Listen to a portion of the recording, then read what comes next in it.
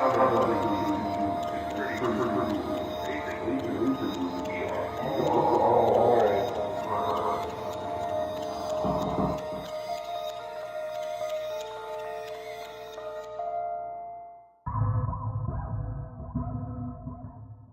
guys, welcome back to Psychic Celluloid Signals and welcome to day 3 of the Upstate New York Horror Film Festival.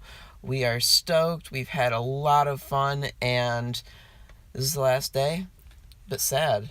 It is. I'm going to miss getting up every day and going and seeing like a ton of really interesting horror films from all over and with all sorts of funky concepts and ideas and approaches, and it's been a real blast. Definitely recommend if you can check it out next year, you should.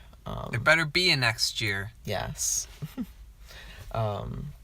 So I think that's pretty much it. We got a full day ahead of us, so we're gonna go get to that. And we'll fill you in on what happens. Yeah. Hey guys, we are excited. We had a lot of fun, and just overall, the New York State Horror Film Festival has been a blast. And we're sad to see it go, but we're really excited for next year. Sounds like they're gonna even expand and do some more cool stuff, and we're excited to see what you guys do.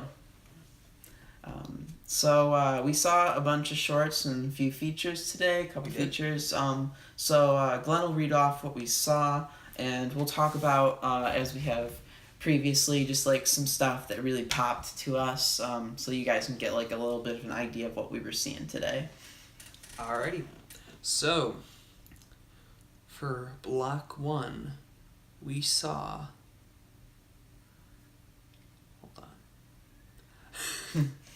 We saw Rotten Love, Stress Relief, The Baby's Crying, I can't pronounce this. Scopaesthesia. Thank you. What Would I Do? Terminal Legacy, Playday, Rainy Season, Rotary, Slash, Hope, Firefox, Pulse, and From Dust. And From Dust was the feature. Yes. That was block 1. Block 2, we saw Sketch Collection, Witch Child, Walls, White Gardenia, The Audition, I don't want to mispronounce it. Vanitas Moors. Yeah. I think. Jagged Little Pill, Billion Walk, and Night Kaleidoscope, which was the feature for that block. Mm-hmm. And then, for block 3, we saw, for sure, White Draft, Lost in Buffalo City, Leviathan, The Dark Hunger, The Head, and we did miss 1 or 2. Yeah, we missed a couple or a few because we actually did a interview with the guys that put this on every year, and we're gonna post that in a separate video. We're really excited about that. That went out. Yeah. That came out wonderfully. It was awesome. Thank you again for allowing us to interview you guys. Yeah. It was amazing. Yeah, that was your guys' answers were great. Yeah. You're really like engaging with the answers and really genuinely interested in the answers and the films in general. So we really appreciate that. It's wonderful.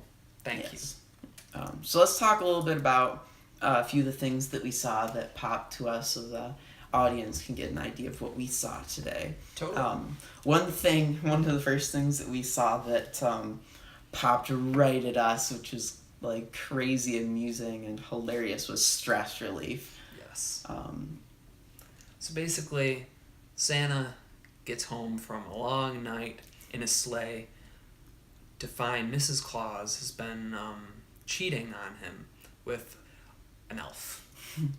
It was credited as stud. That Yes. was, I remember one of the guys behind us said, that's like a goal to be credited in a film as stud. But anyway. And basically, Santa doesn't take a real liking to this, so he takes an axe and gives the elf 40 whacks. Yes. About. And it turns out that this is like...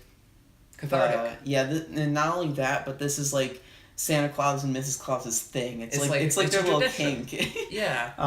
They She gets to have a little fling, and he stud. He gets to hack some elf up. Yeah, and gets to get all his pent macho vengeance Yeah. kind of feel raw. Yeah.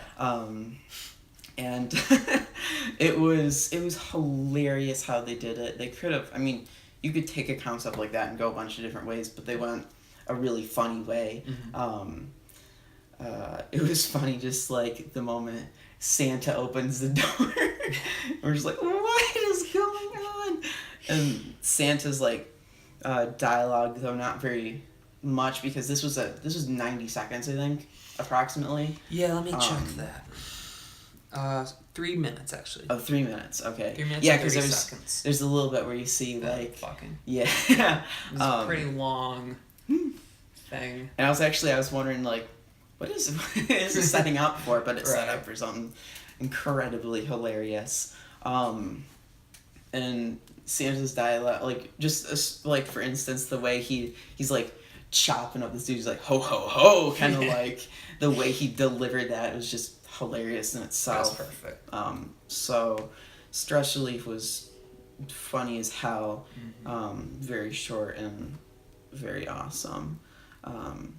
Then another one that we saw that was incredible was the baby's crying, and this one started off, I was thinking like up until like up until the point of reveal, I was like, oh, this is gonna be kind of a little bit predictable maybe or something. And then they just throw like... We don't want to give it away. Yeah. We don't want to give it away, but I mean, I would hope it's online. If put it this way, if you get a chance to see it, no matter how, whether you see it at a festival or which is preferable, or if you somehow find it online, watch it, because you'll be laughing. Yeah, it was so like cringy in a hilarious way. The baby was That baby though. that baby. And how long was this one? This was a very short one too. That was 1 minute and 30 seconds. All right, yeah, that one was that was a very short, and at least a whole minute of that, like, probably like a minute and 15 seconds was like set up, and then just the 15 seconds at the end where you see like, you're like, what? Whoa, what? It's just so goofy. Yeah, we loved that. Definitely. Another one that was interesting that we saw was Scopesthesia. That had some cool things. It did. There was a few things that I personally really liked about it that I know that you appreciated as well. One, it was well shot. Mm-hmm. The people they picked that to play the characters were good. Mm-hmm. The narration was awesome. And overall it was a solid concept that was overall executed well. It probably it lagged in a few places, and it probably could have had some more cuts. Mm-hmm. But that was really my only main critique. Yeah. I think some of the things I liked was the narration was really good, and the kind of revelation about the narration Yes. I loved that, and they did it really well. And they liked to define scopesthesia in the beginning of the movie, and the majority of the narration is this guy like kind of talking about what it is. It's like this feeling that you're being watched. And we've all had that. Mm-hmm. So. And it was very interesting.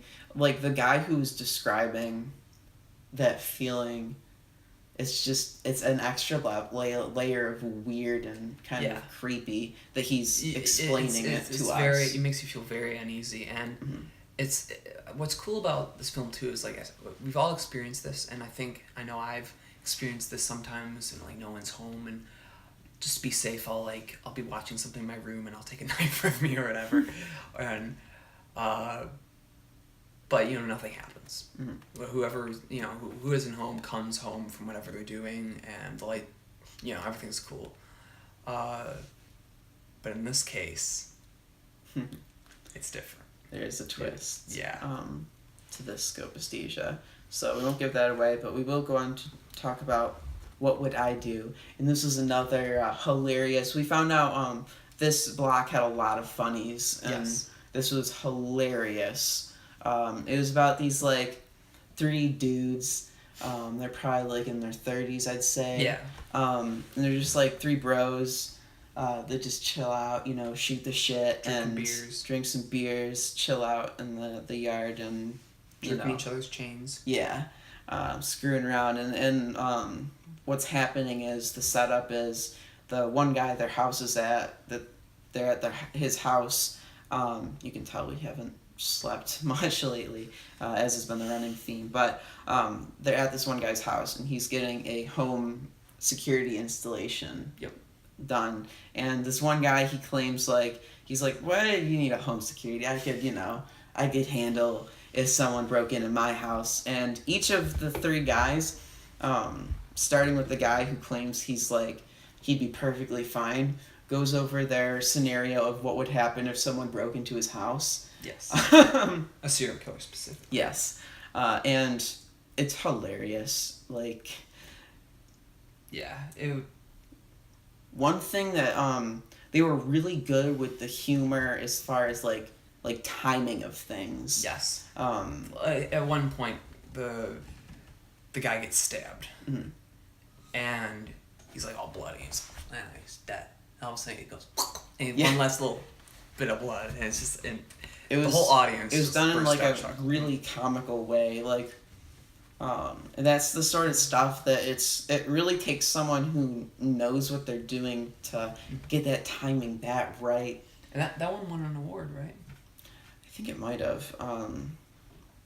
But if so, it deserved it. Yeah. Pretty sure. There's a lot of films that won awards, which we'll get back to that. But yeah, pretty sure that was one. But I mean, they all deserve an award in some way or another. Everyone did something that was cool, really awesome. Yeah, and unique to the film and all that. Definitely. But what would I do was great, and you get the back and forth between the fantasy of these guys telling the story of what this guy would do. This one's very relatable. I think we've all had this conversation of what with your friends, well, what would you do if an armed assailant broke into your home? And everyone's like, oh, I'd do this, and I would do that. And they make it hilarious, and it's still it fits the horror film festival. It's very gory, and of course the topic is a serial killer breaks into your house. Yep. But it's hilarious. So if you can watch that, definitely do. The next one, the story. I do. It's based on. I do.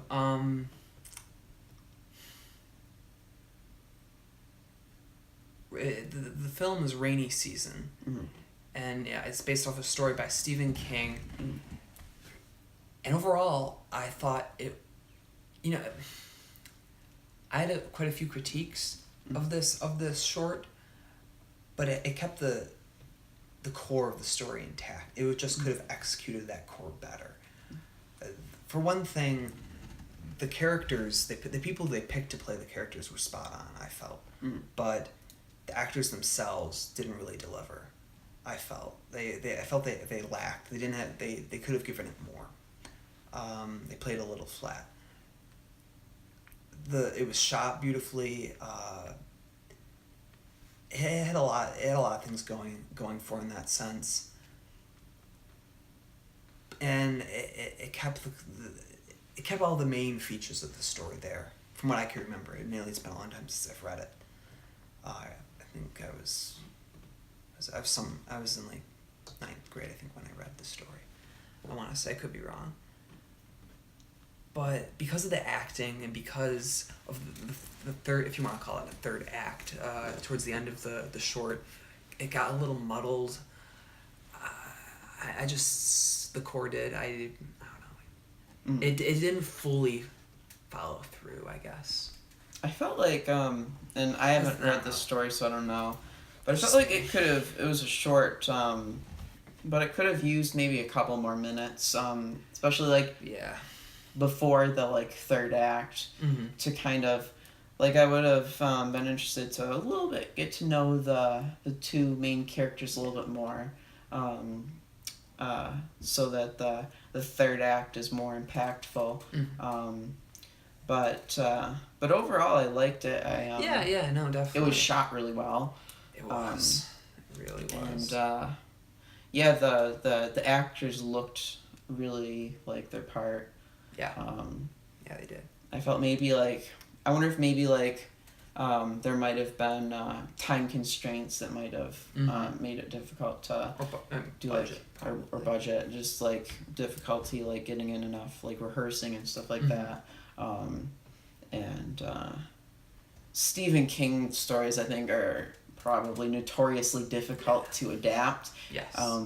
There are very few, I would say, King adaptations of the many King adaptations that are considered like by the bigwig kind of reviewers to be like good films. Yes. So it's admittedly incredibly difficult to even adapt a King story, and I mean, this is a short story of his, but a lot of times his short stories become full-length films, and his novels are like always too big to fully fit into a so like kudos for even attempting definitely a Stephen King story. The next one was called Slash. In this one, we had our like little critiques about it. But one thing we found very interesting about this was all the actors were young. Yeah.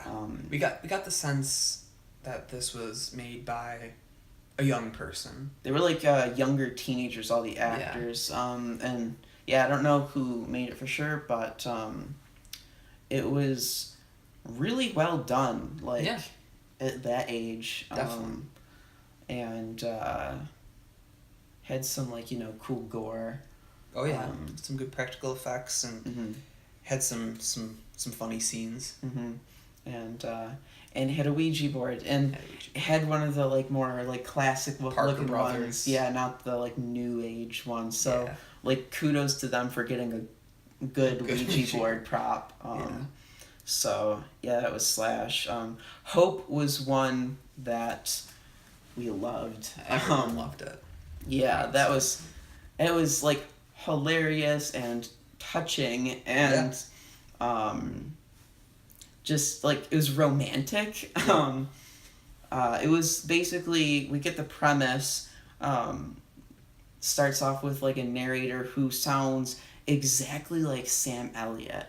And specifically he reminded me of Sam Elliott when he intros and does the outro for The Big Lebowski. It sounds a lot like that, so I think that was an homage to The Big Lebowski, is my fan theory. And it's about these like zombies and humans are coexisting, but zombies are like kind of discriminated against and like being beaten up and stuff, although they seem to be pretty much harmless. That is, until they get pushed too far. Yeah. this one zombie keeps getting picked on, and finally he finds a love interest, and we don't want to give away the rest of it, but eventually things escalate, and the jerks that are harassing these zombies get what they deserve. They're just desserts.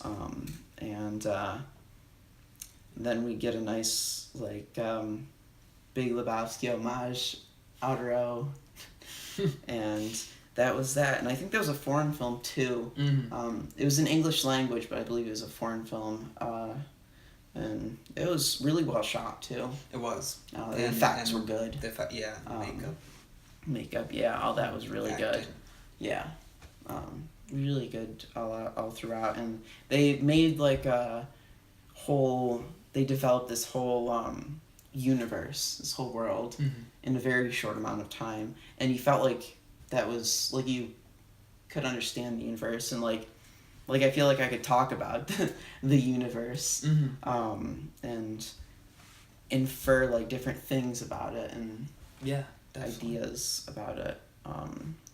I think that's another one that won an award. I want to say, not positive, but I think there were so many. And the feature in this block was From Dust. Yes. And I know, Glenn, you had some stuff to say about it and observations. One of the things I enjoyed about the film was it was very science fiction, horror, cosmic horror, Lovecraftian. I was reminded of The Mountains of Madness. I know we were talking, the film, again, like, it definitely showed its budget restraints, which were not holding against it. But it was a little distracting at times. Would you agree? Yeah, I felt like they had really high aspirations, and of course the frustrating thing about being a independent filmmaker is you got high aspirations, but you only have so much money. Yeah, and that's why I didn't. Not distracting was a poor choice. They obviously they had a lot going on, and they weren't able to quite. Yeah, I can't imagine how much it costs to make a full feature film, even at this level. But for instance, I was telling Glenn, it'd be cool if these guys could have gotten like a whole there's parts of the scene where they're in like a lab, and I was like, I wish they got like wall to wall like lab equipment. Some guy needs to send these guys microscopes and test tubes and all sorts of things, because what they had was really awesome. I mean, the concept, the story, loved it. I thought it was very original. Interesting, I would say it was an interesting take on the zombie, if you would. Yeah, and even it's just it's got this sort of, it's very sci-fi. I love the they find these pyramids. It's the whole Ancient Aliens kind of thing going Antarctic, on. Yeah, and they're you're not sure if it's aliens or if it's kind of spiritual demon stuff. Yeah, I'm leaning towards more aliens, but it was also, it could have been that I felt an alien thing, especially the reference to the sun and. And it was populated by some really colorful characters who I felt their characterization was quite good. And I grew to care for, especially the two main characters, the couple. And the acting was good. Yes. We liked that. But I think for an indie film, they certainly did a lot with what little you can have working as an indie filmmaker. And while they didn't reach everything, they certainly did pull off a good film that is definitely worth your time seeing. Yeah. And the guys were actually there. And they were behind us. Cool. They were cool. I remember they were laughing along with when we were seeing some of the other films that were playing in this block, and they were a good audience as well.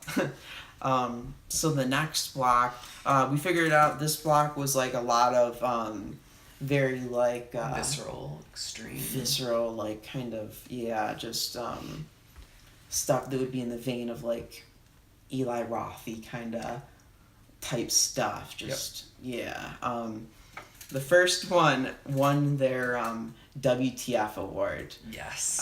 And this one was what the fuck. Oh, it was amazing. It was, you can't even.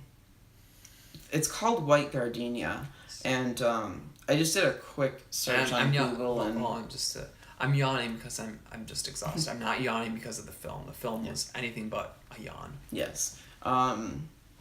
This film would actually like if you got no sleep and just all of a sudden this film started playing on YouTube or something, you'd be like, yeah. What?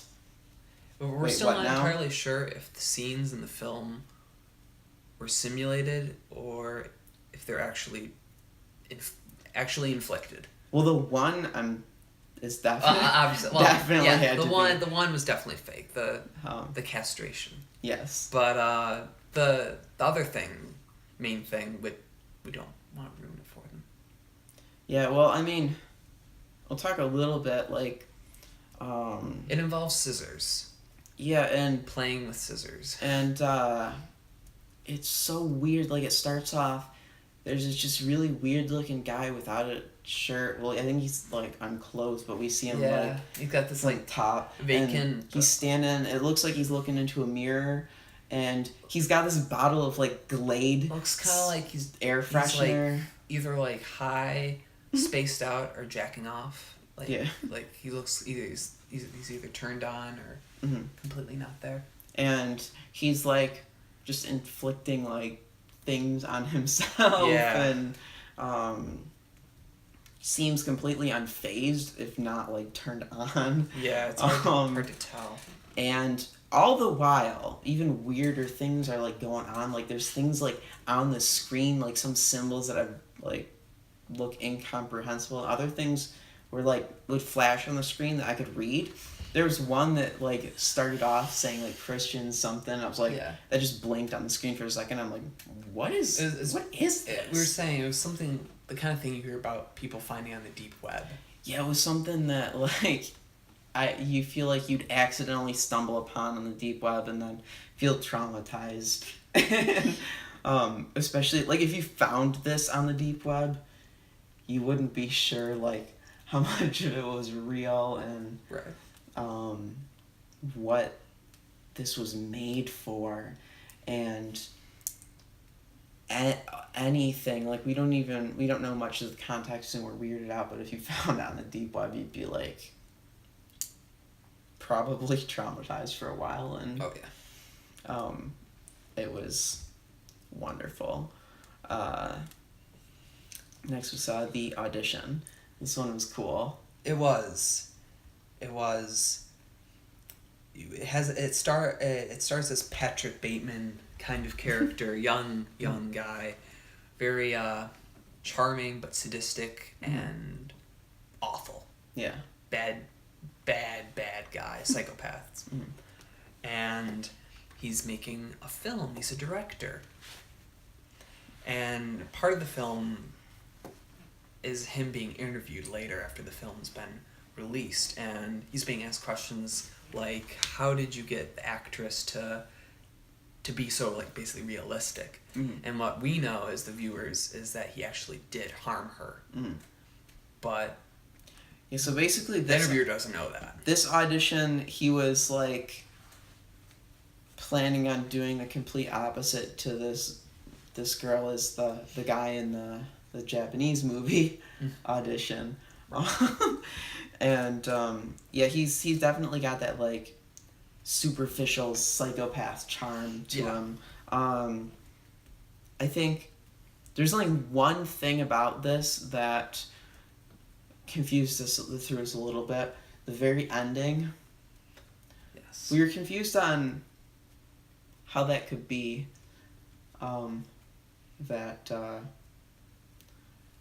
Again, we don't want to spoil, but if you see it, I'll say Keys ? And you'll understand what I'm getting at. But it was satisfying to a degree. Like it was. But yeah, it was puzzling. I feel like that little bit was puzzling, but I also felt like I was glad. I don't want to give anything away, but for me, once we got to the point of the ending where that happened, and I was a little bit confused. The film itself had satisfied me. Mhm. Yeah. What this film was going for, I got it, and Yeah. I was satisfied. So that little bit was like, that was a little confusing. I was like, what? Yeah, it was a little confusing, but Yeah. but really cool, Yes. really good. Next thing we saw was Jagged Little Pill. This one was good. This was creepy. It reminded me of if you have suffer from claustrophobia, you do not want to see this film. yeah. It reminded me. There's this one song that they kept playing. What was that song? Oh, I don't remember, but it was exceptionally cheery. Yeah, it's about this actress too, and I was like, is the girl who's playing the main character supposed to like be the actress or something like that? And no, it was just, it felt like I forget the that prison that was in, I believe, Iraq. That they were doing like all these like terrible torture things, and one of the things was like they'd play the Barney theme song on repeat like for days, and this guy was basically doing the same thing to this girl with this song. And he's playing it on he's trying to repeat force her to her, eat these just pills, and he's showing her. he starts like shoving these Pictures. pictures under the door, and it starts out like there are these She's like- pictures of people that she doesn't know, And then she starts knowing them. and It's- then he'll send a picture under of this person that she doesn't know that's got killed, and she's like, And then I don't know what. And then Yeah. she starts to get pictures of people she knows, and it escalates from there. And then the ending was, it had a twist, but this twist was like, it was good. It like, Yeah. It was a good twist. it furthered this like killer, like our understanding of this killer, even though I don't think we ever see his face or anything of him. We don't hear him talk ever. No. We get nothing from this killer except for like him sliding pictures under, or we see him like Sees killing like someone. silhouette Yeah. But behind. we don't get anything of this character from him directly, really. But we get to know a lot about this character. Yeah. From especially that last scene, we just like learn more about this character, and what happens, what he's like ultimately trying to make happen throughout this short, I anticipated pretty early on, but it was satisfying nonetheless. Like, and knowing what was going to happen didn't diminish the satisfaction of the end result.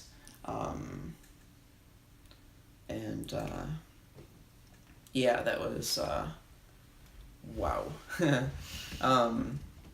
Billion Walk was another one we saw. This was the first one in this block. This blew us away. This was a German film, Yeah. and this one was wow. Everyone should see this one. Yeah, it was really. I liked, one of the things I liked about this film is you don't get too much context. It's about these people. They all seems like they signed up for this thing. Yeah. But they it seems like they were very unknowing of really the full scope of like the stakes and the emotional kind of. I think they were naive. I think they knew though. I think they knew that They like what could happen. It's kind of like the thing of like, It's like the Hunger. you're like a thrill seeker type person, Yeah. but then you get yourself hurt or something like that, and you realize that it's not worth the cost of being a thrill seeker. Yeah. And that's what these kids are. It's It seems. yeah. And what's happening is it's not really a spoiler because we see early on what's happening is these kids are all, they have to walk on this trail. They If have they to keep veer walking off the forward. If they veer off the trail, if they go back, I think If they go backwards, or if they stop, they're they've got this necklace on, and it blows up and kills them. One person can survive. And you're not given a lot about why this is happening, where it's happening, feels a lot like the Hunger who's Games. doing it. It did, and it also a little bit reminded me a little bit of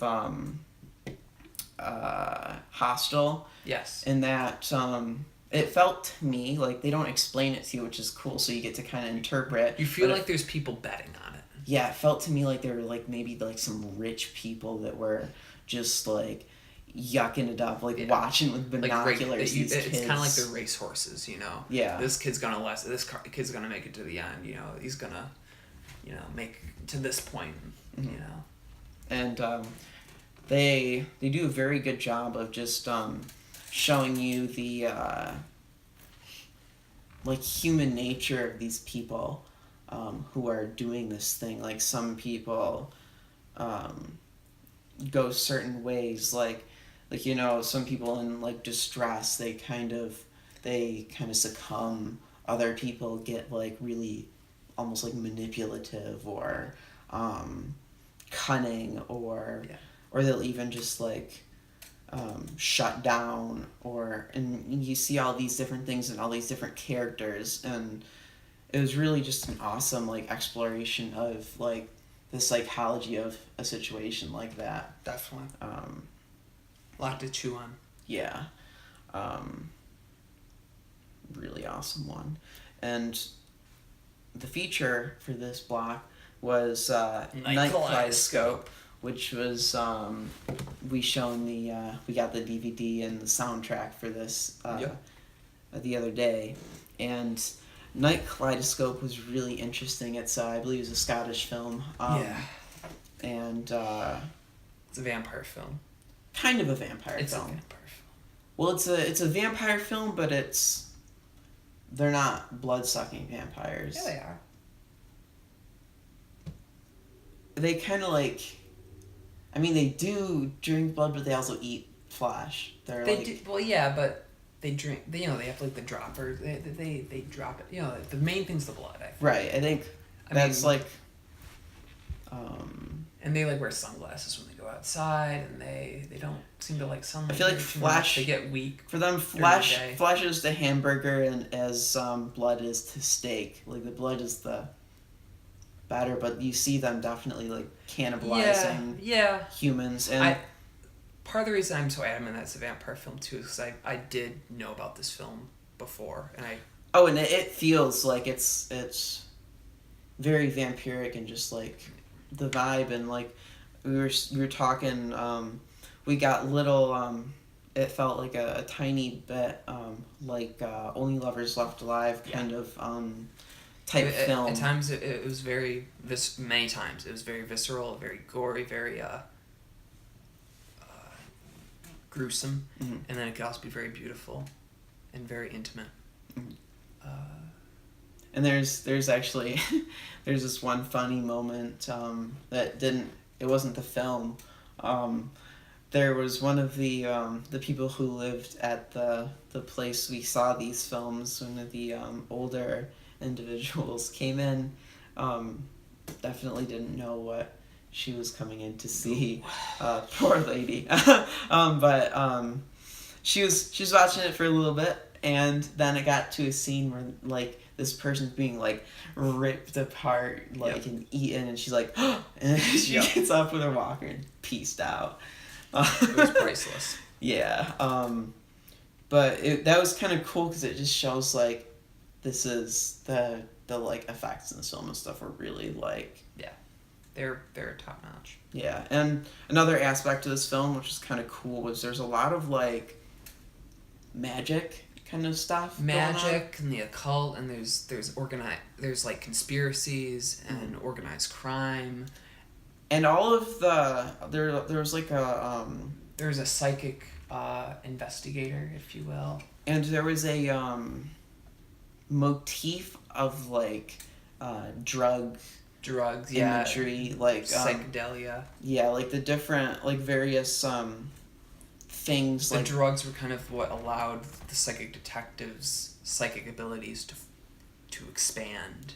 Yeah, like these different things, different like features of the characters, and their like what they used to have strength or whatever, was portrayed in kind of different drugs almost like the detective who can like explore different like realms and kind of see things that other people can't see is like smoking. It looks like he's smoking like a little joint or something. And that kind of obviously there's parallels like with what he's doing and how a lot of people experience weed. And one of the vampires at one point is like has like a spoon and is cooking up like blood. And that kind of like That was a great scene. that really paralleled like for these vampires the blood was like their fix, and they Blood is the life. yeah. And yeah, so there's a lot of like that motif, which was really interesting to see, and the visuals in this film lent themselves to that motif very well. Very garish, very giallo. Yeah, it reminded me also of, and I haven't seen this full film yet. I keep getting interrupted when I try to watch it, but Into the Void, some of the like color choice of like different scenes and stuff were very like, just like yeah, garish and just like vivid and loud, popped off the screen. Mm-hmm. And the music for this, we got the soundtrack of this, and the music was just excellent. Yes. It was a lot of like synthy kind of feeling stuff, and other stuff as well, but a lot of that like heavy like Kind of like dark wave. yeah. It fit perfectly. Yeah. I think there were some things in this movie that were confusing a little bit. I think part of that too, though, like I didn't mind that because Yeah, it's like an art house film. It's an expressionist film, so I didn't mind it. There were some points like I'd say like a third to a half of this film is like these weird like almost like psychedelic-y like sequences. Kaleidoscopic, as the name suggests, like imagery of different things. And then we return to the narrative. And then the narrative was actually I think confused me a little bit more than the kaleidoscopicness. Yeah. Because like I wasn't 100%, and it's hard to like both of us like we like to watch things several times before we truly say we've got a grasp of a film. So I don't know. It's possible that the narrative was on all the time, and we were just like we missed a thing like here or there, and that was like a little crucial thing. And then throughout the rest of the thing, we're like, that's kind of a little. I'm not 100% sure what's going on here. What's the context to this kind of thing, but overall it was really cool. The actors did a good job. Definitely. And I liked that the one guy that was going to be promoted to inspector, his robe in that one scene. I like the guy in general. I thought he, with all the casting, I thought he fit. Yeah, and our protagonist was really good. Yeah. Reminded me a little of Harry Dresden. If Harry Dresden did drugs and wasn't funny. And if he was Scottish. Yes. So that was Night Kaleidoscope. And then the last one, we didn't get to see all the ones in Block 3 because we did an interview, which is awesome, and you should totally check it out. So The Dark Hunger. Yeah. What do you think? I loved that one. Basically, you have this guy, well along into middle age, judging by his thinning hair, and just you can just tell. And he's locked into this small room where he's fed corpses. Mm-hmm. He's the corpse eater. He consumes corpses as a way to survive, and he's not sure who put him in this state where that's what he does. He's not sure who's behind all this. He's not sure why he has this role, and because of that, he eventually breaks free and starts taking out people like a badass, trying to chomp his way to the truth, if you will. But yeah, it's really interesting. He's kind of like, we don't know what he is, which is cool. But he's some sort of tool. Yeah. For like disposing of bodies. Some kind and yeah. Throughout the thing, it's him, and he's got this like kind of voice in his head that's like demonic. Yep. Which is he's constantly talking to it and bargaining with it. the demonic voice is the part of him that's has this ability to like consume of these bodies. And we don't know what that voice is. Like, it's left, you don't know if is it like something supernatural? Is he like schizophrenic and has some sort of like physical like bioengineering to him? Is he some sort of like bio appliance almost at this point? And he's obviously a tool for some very powerful people, which he is well aware of towards the end of the film, and which he seeks to rectify. But we don't know how he came to be that way, and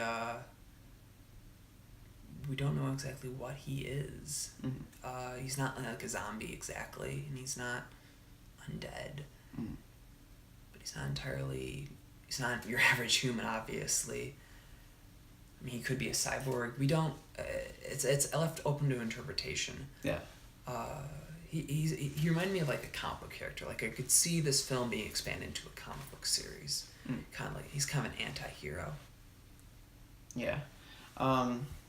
Yeah, I think there wasn't too much that I had to complain about here. The only thing was there's a little bit more revealing of stuff than I wanted to know.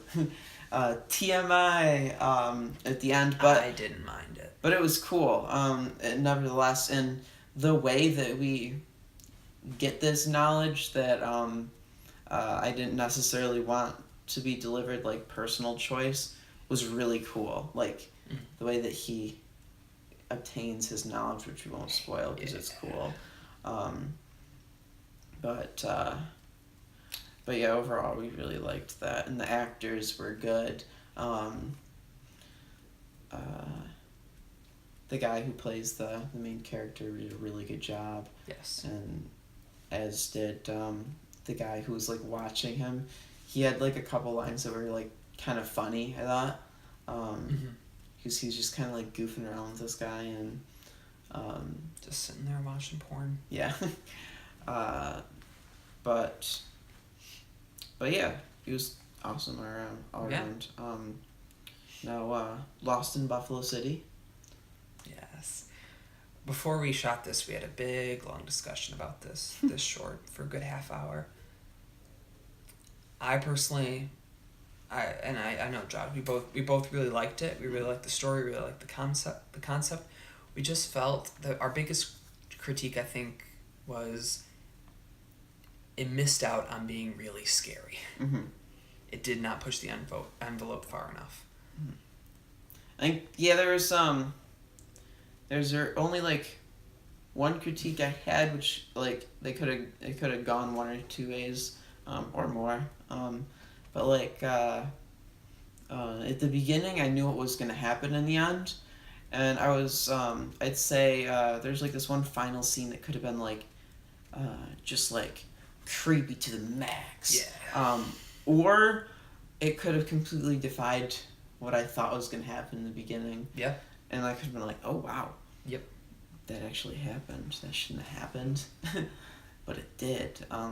But the story itself was really cool and so like promising. It was shot so well. It was gorgeous. the protagonist did a really good job playing his part. Yes. He played a good kind of like very like competent and savvy yet like a bit nerdy journalist. Yep. And seek the truth. Yeah. Going out into the wilderness, which clearly he is not prepared for. Yeah, he's a neophyte to going out into the wild. He knows how to traverse internet cafes. He does not know how to traverse bogs. Yes, which he has to go on, and after hearing this story from Swamps, the old man in the beginning, swamps. he is adamant on going on this adventure. Yes. But yeah, like I thought it was a really cool idea, and for the most part, it's done really awesome. Yeah. And then the last thing we saw that we'll talk about a little bit is Leviathan. Yep. I already knew about this short film. And it's from Peru. Yeah, Peruvian film. Yep. And there was unfortunately no subtitles, Mm-hmm. but that didn't matter, at least for me, because I feel it's pretty obvious what happens. That at least well, there's very little dialogue in the first place. But I keep saying core, but at the core of it, it's a Lovecraftian short where a guy uncovers too much. He discovers how minuscule and meaningless everything is in relativity to these ancient old ones. His mind starts to crumble and crack, and he goes mad. It's kind of like he found the forbidden Lovecraftian fruit, and yes, he it has was the too much. He has the Necronomicon. He has the Cthulhu idol. Mm-hmm. It was too much for him. And his puny little human brain. Yeah, I understand a little bit of Spanish, so I could pick up on a little bit of what the dialogue was going on, and really like Glenn was saying, even though we didn't have subtitles, from what I could gather of the dialogue and just what I saw, I don't think that you necessarily even needed them to basically understand what was going on here. No. It was really cool. I will say it was really cool to see a different culture tackle this. Yeah, definitely. Which Lovecraft would not have liked, but I love you, Lovecraft, but fuck you. Fuck you and your xenophobia. Yeah. That was really neat. Let him roll in his grave because this is awesome. Yes. And the main actor in the film did a really good job. He did. It was really like, because this since we didn't have subtitles and most everyone like probably didn't understand almost anything that he was saying, it hinged on his like emoting. Yeah, so it was almost, in a way, it was like his like expression and stuff was just as important as like silent expressionist films for us. Definitely. And he did a superb job of descending into madness. Yeah. Like physically showing us that. You really see it take his discoveries take the toll on. I can't speak. You know what I'm trying to say. Yeah. You can really see how it fucks him up, what he discovers. Yeah. So that was everything we saw, and then we did an awesome interview, which we will post as well. Mm-hmm. I just want to say, after we've seen all these films, there were so many other films that we would have loved to see, because everything we saw was awesome in one way or another, and definitely that's basically that's the kind of take-home message, I think, of the festival as a whole, is everything we saw had an awesome aspect or another or a dozen. Definitely. There was it was just when you go to something like this, it's way different than going to like a theater most of the time and seeing a film with some exceptions. Like this felt like the going to see Mother, but like 30 different times a day, but like every single one was a different, like we told you that movie was really different, and all of these things were really like different in their own way. It's just you see things from like a lot of times you see things, for example, from a perspective of someone who's not like a professional filmmaker, which is awesome because the people who get like sucked into that industry, it's just like you get into like a mindset and almost like a routine and these people like aren't in that routine. They're raw. Yeah. We also got to see films from other countries and see horror and fear expressed through different cultural lenses. Other countries, other cultures, demographics of like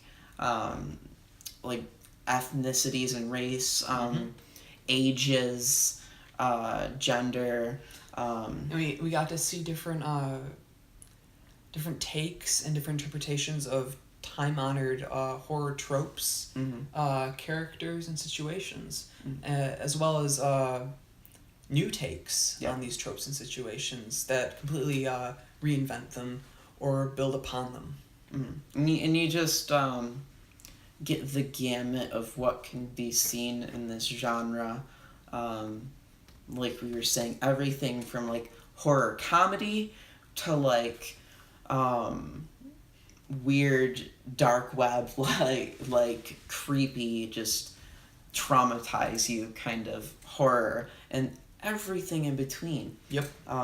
So the Upstate New York Horror Film Festival, check it out if you're in the area. We highly recommend it. And obviously if not, check out a small horror film festival or small film festival. It's worth your time for sure. Support your local fear makers. Yes. I took that from somewhere. I did not make that up. But support them. Support your local horror creators. Yeah. And the last thing we did today was we went to the dinner and award ceremony. The dinner was fantastic, very delicious. It's great. And sausage. Yes, it was good. The brownie I had was really delicious. But anyway, we got to see there were like a handful of people there who'd submitted their stuff. Obviously, not everyone could be there because, like we said, they got entrants from all over the country as well as all over the world. So I'm sure it was just like not possible for a lot of people to be able to make it out. Fortunately, we got to see all their stuff, and they did awards, and some of the people that we got to meet and talk with a bit won some awards, which is really cool. So congratulations to all you guys. Congratulations. And, congratulations to really everyone who is in the festival. Everyone who got in and everyone who simply submitted, because by submitting it shows that you actually created something. So and that's cool.